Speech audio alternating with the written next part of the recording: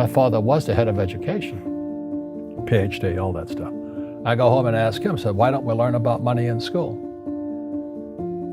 And he looked at me and says, because the government doesn't let us teach that subject. The government tells us what we can teach and what we can't teach. And I thought that was strange. And I said, but aren't we going to school to learn about money? He says, no, your job is to get a job. I said, but you get a job to earn money. He goes, no, you're supposed to just get a job. And I went, no. Isn't the purpose of a job to earn money? He goes, you're correct. I said, so why don't I just learn about money? I can skip the job part, you know? And he got flustered and he said, if you want to learn about money, why don't you ask your best friend's father about money? And I said, why? That's Mike. So I asked him. He says, because Mike's father is an entrepreneur. And I said, what are you? He says, I'm an employee. I'm a government employee. I went, oh, what's the difference? He says, the difference is an entrepreneur must know about money, or they're no longer entrepreneurs. And he says an employee doesn't have to know anything about money, because the government will take care of them, the company will take care of them. So I'm all confused.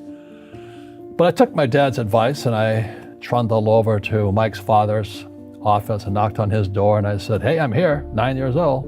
Teach me about money. He says, beat it, kid, you know. But that's where the story of Rich Dad, Poor Dad started.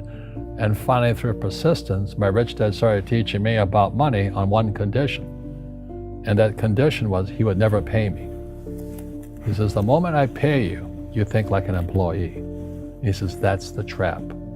Entrepreneurs work for free. And now I'm 9 years old, my head's going cracking in half.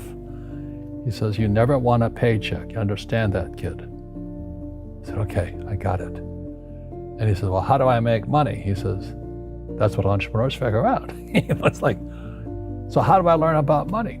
So he would just break out a Monopoly game board. So I would work for free. I'd pick up cigarette butts, and he had hotels and restaurants, and I would clean and do menial tasks. And as I got older, I started getting into office work and marketing and accounting, and I was an apprentice basically, but I always worked for free. And he would teach me about money, but the way he taught me about money was playing Monopoly. And finally one day I got upset. I said, well, when are you going to teach me about money? He says, what do you think we're doing? We're playing Monopoly. He goes, no. What do you think we're doing? We're playing Monopoly. He says, what do you think we're doing? So I don't know. I'm teaching you about money. And then that's when, you have one greenhouse. He says, there's many formulas for great success in money. There's thousands of them, but one of the best ones is found on the game of Monopoly. It still is today. 4 greenhouses, 1 red hotel. I said, what? He says, one of the greatest ways to acquire great wealth is playing Monopoly in real life. 4 greenhouses, 1 red hotel. Well, is that all there is? He goes, that's it. And he says, what do you think I'm doing? And I went, I don't know. So then he took me out and he showed me his greenhouses. And 10 years later, when I was 19, I was now in school in New York, and I come back to Hawaii, and Rich Dad had bought the biggest piece of land smack dab in the middle of Waikiki Beach. And when you go to Waikiki Beach today, you'll see the Hyatt Regency Hotel. That was his hotel. Just like the game of Monopoly. Just like the game of Monopoly.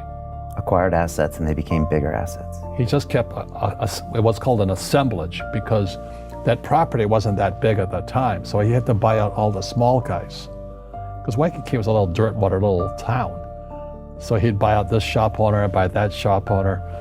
And it took him a while, but he finally assembled this large piece of property. And then he and Hyatt put up this giant hotel. It just sold for $800 million.